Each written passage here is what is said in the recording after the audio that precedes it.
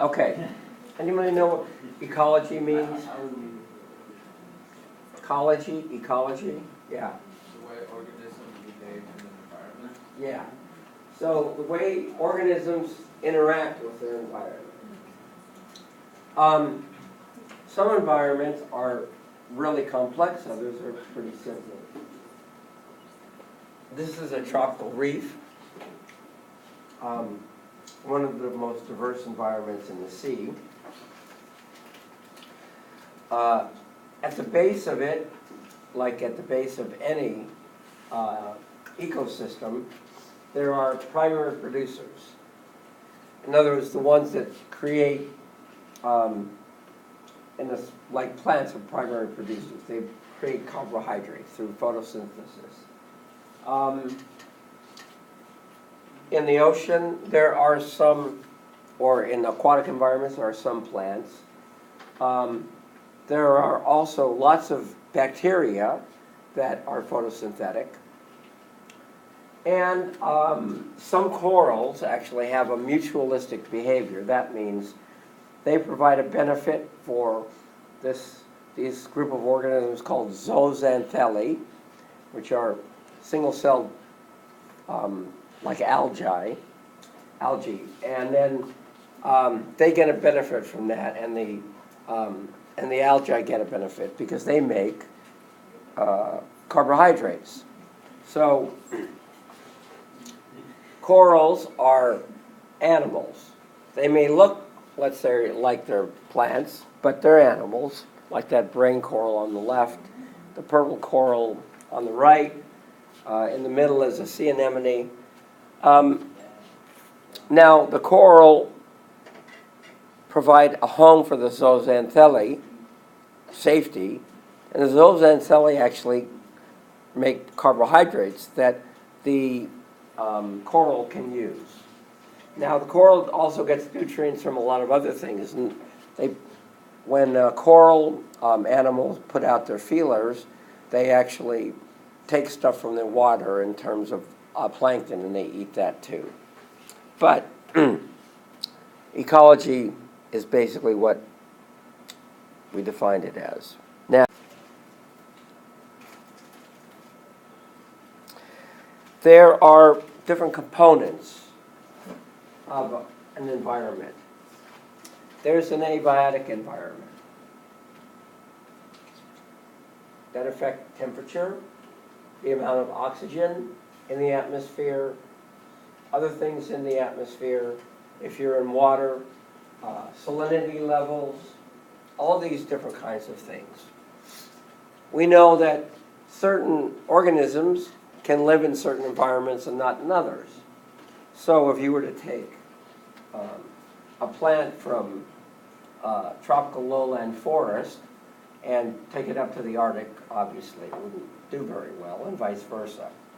So these are the kinds of abiotic effects that provide limits on where species can live compared to other species.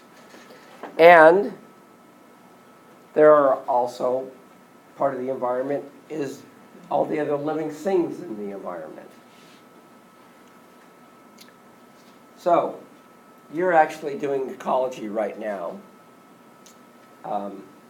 First of all, you came into this classroom and you sat in a seat. Usually, for a lot of you, it's been the same seat over and over again. So part of ecology has to do with the fact that legacy sort of things. Perhaps some people like to be up front, and other people like to kind of like hang out in the back and have fun, right? Some people don't feel safe if they're up front, and I'm likely to call on them, so they'd rather kind of hide in the back. It's not always the case. There's some people in the back who are more than willing to say things. Thank you. Now, so when we came in here, we chose our seat.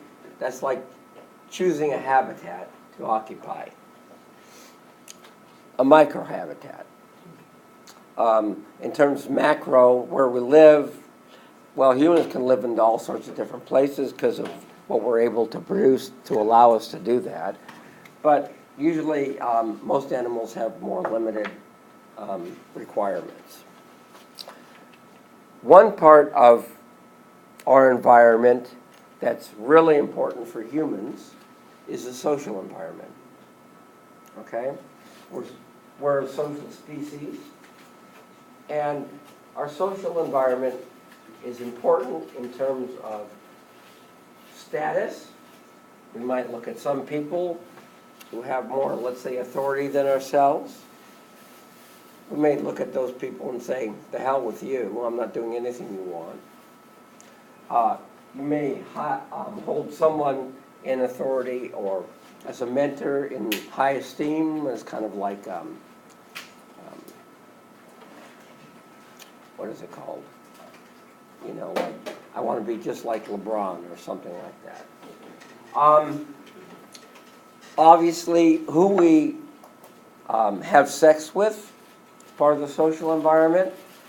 So our social environment often determines how we are likely to survive and what kind of resources we have access to, and perhaps who we're going to mate with. So,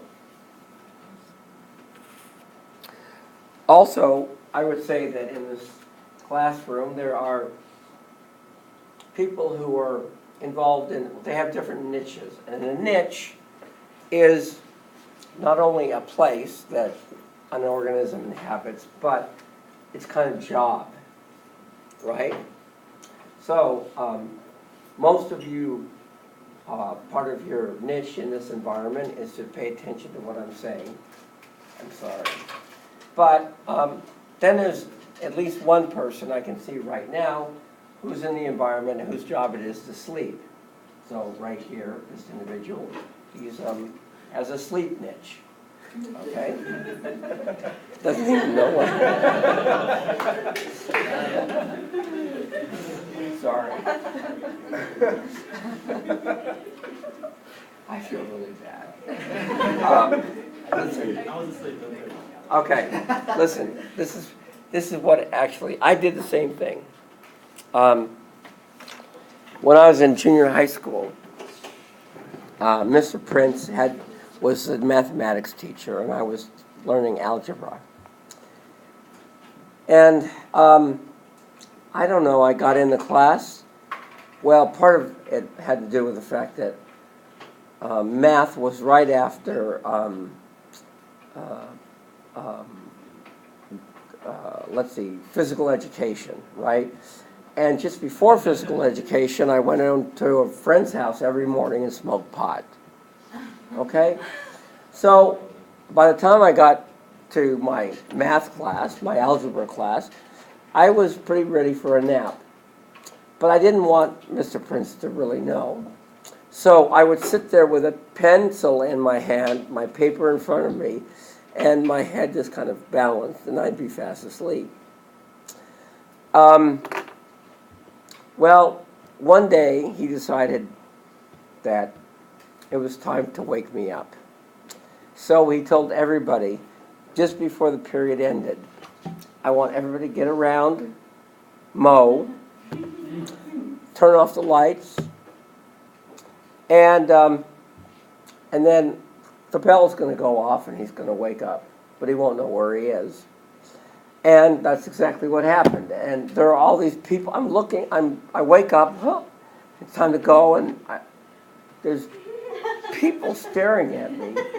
I'm completely surrounded. They're laughing at me. It's terrible. Didn't stop me from going back to sleep. Okay, so anyway, I'm sorry. I apologize. But that's like a niche, okay? Some people are going to go off and become doctors here, or architects, or police officers, or whatever. Those are going to kind of be your niches. And you're going to be, because you're doing those jobs, you're going to be found in certain places. So that's what a niche is.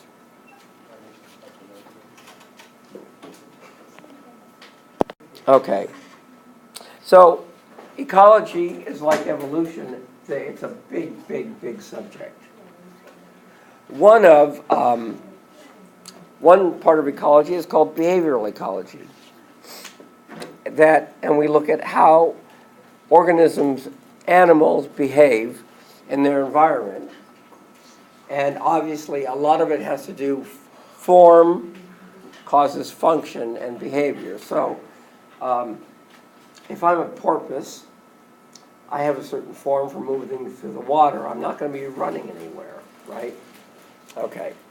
Now, in terms of animal behavior, along these axes, there are certain kinds of behaviors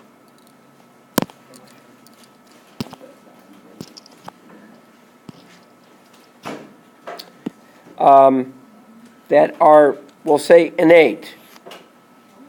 And there's others that are highly modified, usually through learning.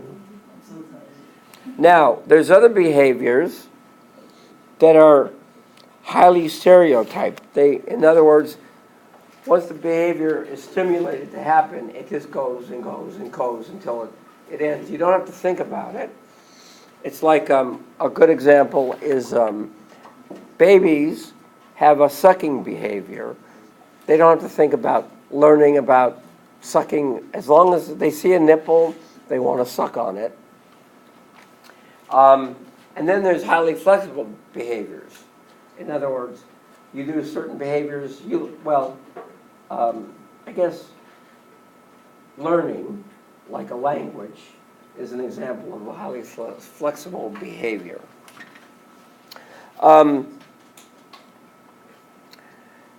And oftentimes you get a situation where you have something that's flexible and modified through learning, and that's here's language, we're in the fourth quadrant here. Others that are almost entirely stereotypical. A lot of these behaviors are called fixed action patterns. And an animal, once starts, does it over and over and over again.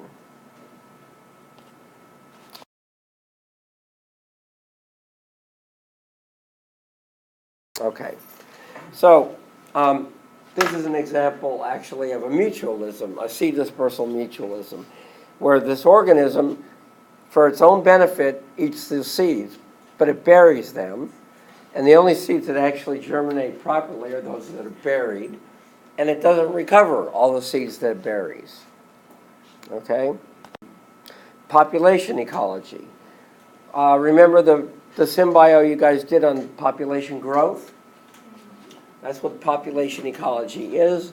This is a herd of wildebeest in the Serengeti.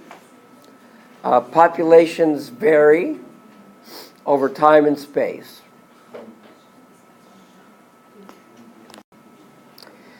Community ecology, like I mentioned. Now, there's something in community ecology called a food web. In other words, who eats who. This is a terrestrial grassland ecosystem or community. At the very base of it are plants, number one. There are also, at two, consumers of plants. So this is a kind of quail that will eat the seeds of the plants. This thing too. In the very back, pronghorn antelope also. Then there will be the consumers of the consumers. These are the carnivores, like this wolf, that will eat the bison. And then finally, there will be the kind of organisms that eat things that are already dead, like this vulture. Okay, so this is a four-part food web. There are some food webs that might have 10 or so different levels. Most don't. There are some ecosystems or communities where there's only one or two organisms there. Very simple food webs. Same thing happens in aquatic environments as well. Now, ecosystems, as I mentioned, include abiotic action. So, abiotic, that means non-living things. Obviously, we need energy from the sun. That energy drives photosynthesis. That then drives the production of carbohydrates, which is at the base of our food chain. Some of this heat is released as heat, or some of this energy. There are all sorts of nutrients that are flowing back and forth, including in the soil, different things like nitrogen and other things. There are decomposers that are active. So the soil, the air, the energy coming into a system, all these are parts of an ecosystem. We live in an ecosystem called the Mediterranean environment. It's basically found only in a few places, the Mediterranean, the west coast of California, and then South Africa as well. Very specific kind of ecosystem. Terrestrial ecosystems come in all kinds of types, from Arctic ecosystems and tundra,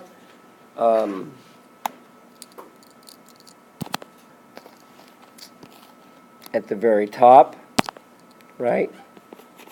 Then you have boreal forests. These are usually lots of pine trees and things like that. They don't grow very high. If you go up to Canada, you'll see thousands and thousands of square miles of these kinds of forests. You start coming down from the Arctic, and you get to all kinds. If you go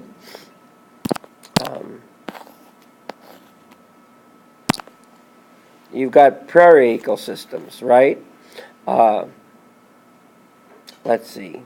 Along California's coast, you've got the Mediterranean environment, Pacific Northwest, temperate rainforests, down in South America, you have tropical rainforests. You also have lots of deserts.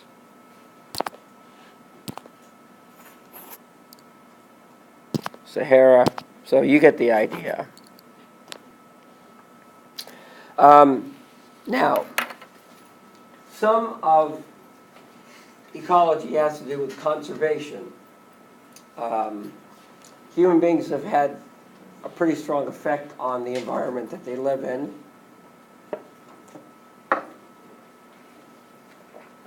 Like global warming and things like that.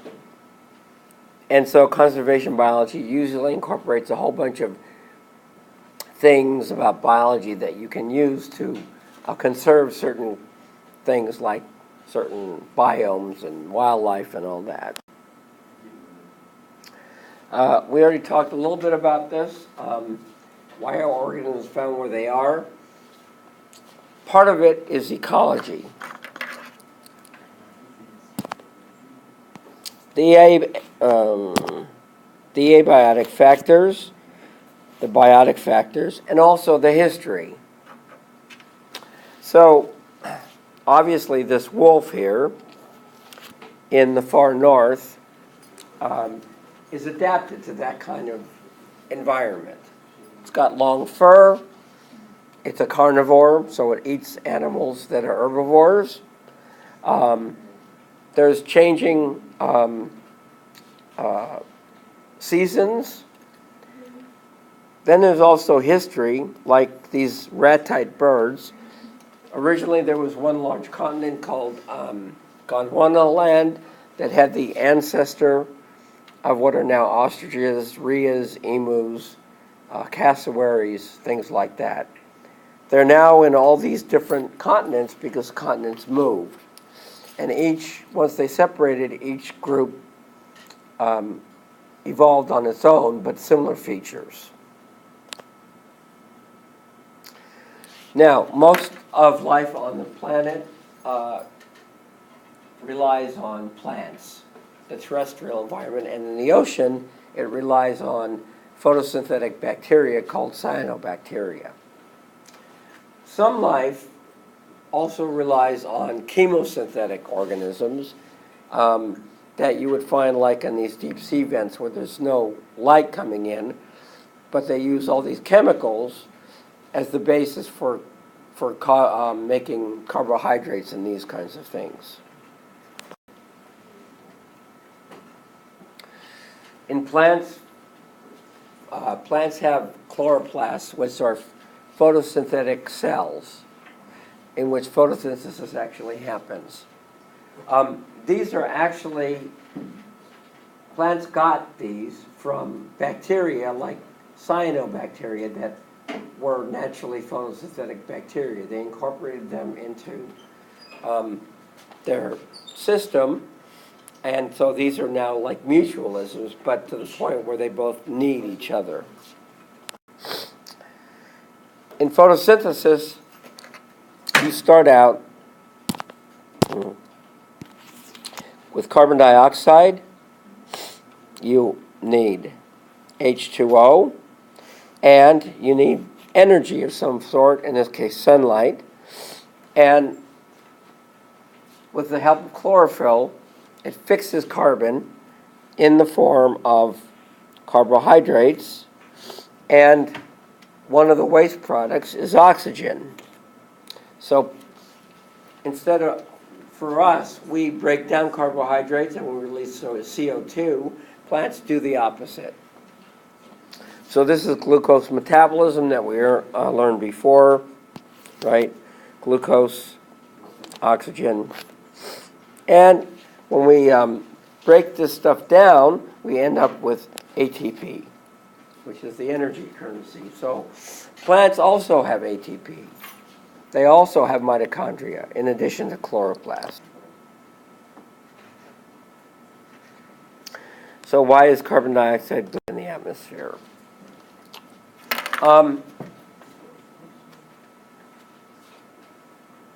Well, let's put it this way. In the very, very beginning, there was no oxygen in the atmosphere, billions of years ago. It was only after life evolved and photosynthetic organisms like cyanobacteria started releasing oxygen in terms of photosynthesis that oxygen built up. Before that, there was mainly nitrogen and carbon dioxide. The thing is, a lot of this carbon, before there was oxygen, it wasn't going anywhere. It was all bound up in various chemical processes.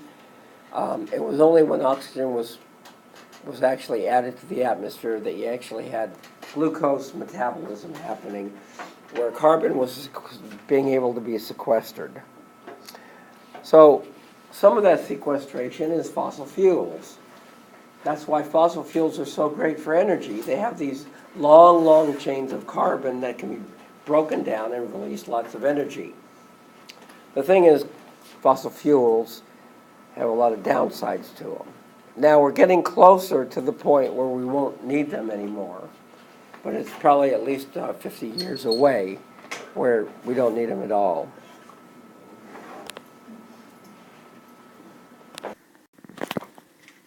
Okay, I'm going to keep on from here. So, as we can see, with photosynthesis, we end up inputting CO2,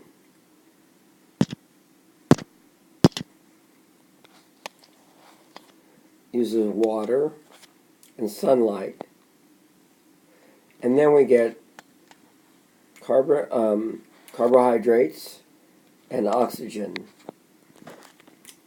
on the other end of the equation. Okay? Now, carbohydrates, of course, can be converted into all sorts of different things. course, we convert that oftentimes into glucose and then glycogen, into fat. Also, this accounts for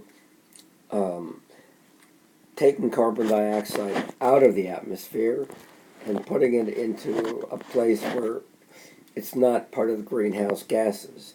So when you cut down forests, you're basically decreasing a place that would normally take in CO2 and lower the amount in the atmosphere. In other words, lower the amount of greenhouse gases. Also, oftentimes when you cut down a forest, you burn up all the leftovers, which is also carbohydrates, and so that releases more CO2 back in the atmosphere. Fossil fuels are essentially like carbohydrates, except that they've been fossilized into the form of a number of different things. They're hydrocarbons, including methane, like down here. And hydrocarbons are probably, for an equivalent amount in terms of grams, much more energy producing than, let's say, just simple carbohydrates. So that's why we use them. They're very efficient in turning, in this case, hydrocarbons into energy. But when you burn them, you also. Now these are all,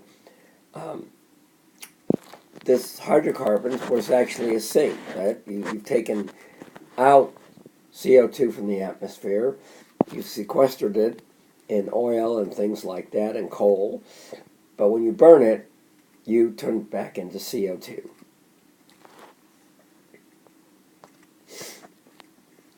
Okay, now, greenhouse gases, CO2 is one of them, methane, nitrous oxide, all what they do is when the sun's rays come down and hit the earth, right? Some heat escapes, but gases such as CO2 remain.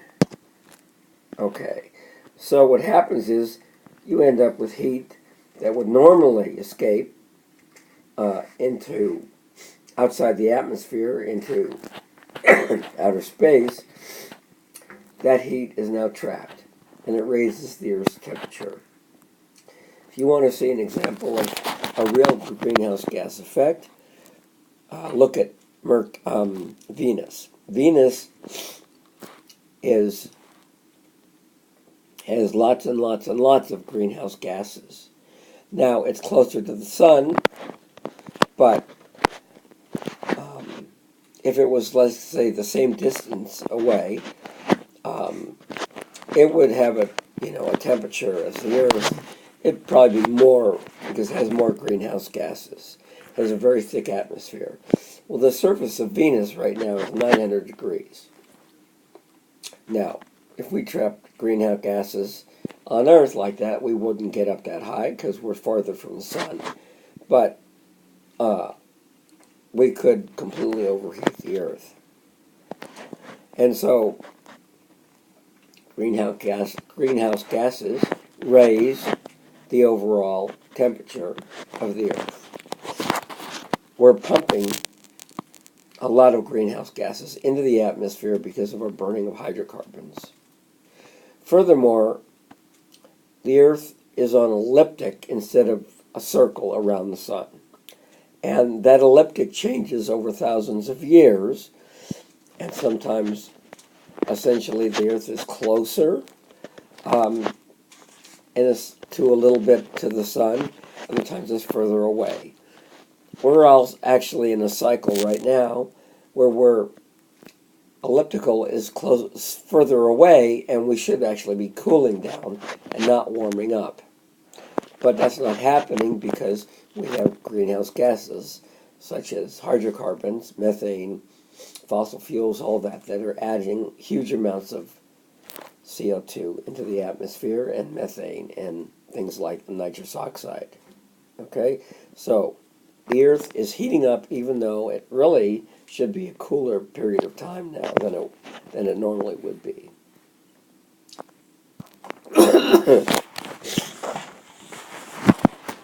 Furthermore, water temperatures increase. Water holds on to heat a lot better than, let's say, gases do. So that retains the heat even more. Also, CO2, when there's more in the atmosphere, it goes into the water and it turns the seawater or the water acidic. So if you look at the seawater now in terms of acids compared to alkaline or neutral pH, it's actually more acidic and getting more acidic. This is having very, very detrimental effects to a lot of different creatures, including corals, and in terms of how much CO2 is being produced. So most animals, plants, and all things on Earth are adapted to certain specific temperature ranges, and humidity and precipitation or salinity levels in the water means that eventually you're going to end up with polar ice caps melting. Well, in fact, we're not going to end up. We are already happening. There's now a big ice sheet in Antarctica that's melting. Eventually, it's going to collapse into the ocean and raise sea levels by perhaps, well, I don't know, 20 meters, 60, 70 feet. Plus, the same thing is happening with polar ice cap in the north, Antarctic, in Greenland.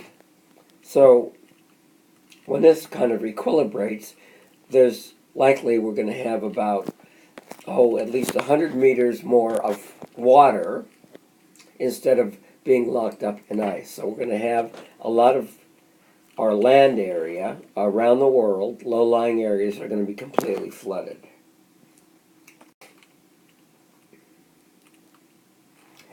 So we can see CO2,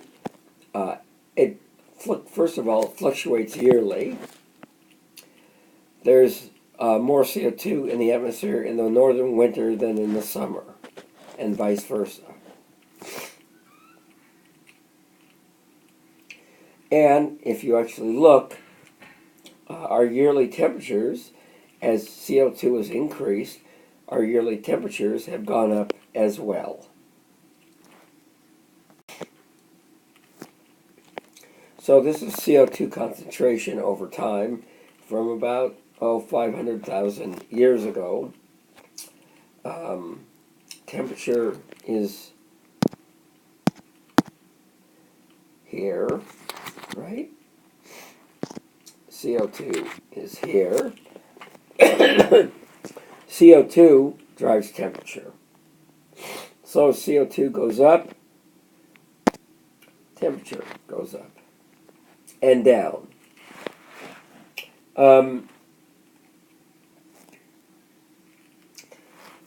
Let's see. CO2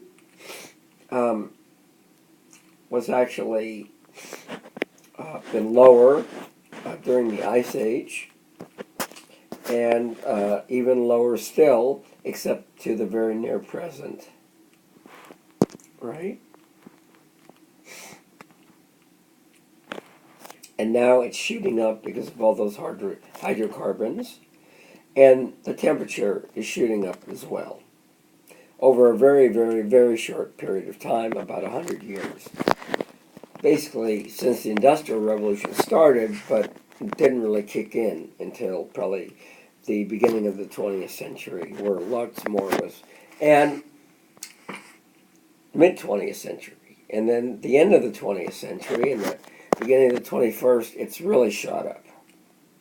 So you can see that we are actually causing the Earth huge effects in terms of temperature and what it's going to do to our environment.